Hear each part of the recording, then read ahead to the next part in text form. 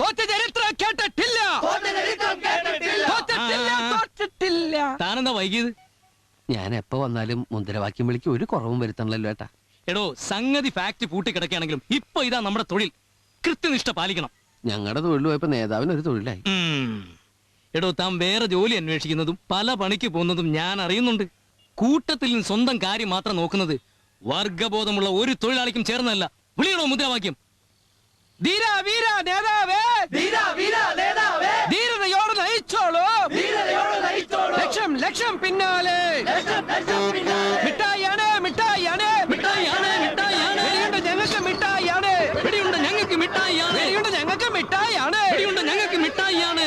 ഇൻക്ലാബ് ഇൻക്ലാബ് ഇൻക്ലാബ് സിന്ദാബാദ്. എന്താണോ ഒന്നിന് താൻ മുദ്രാവാക്യം വിളിയിടോ. ഇനി മുദ്രാവാക്യം വിളിച്ച് ഇത് ഇതാവും. വയറും ചെറിയ പ്രശ്നം. ചെല്ല് ചെല്ല്, ഇവിടെ നാറ്റിക്കണ്ട, ചെല്ല്.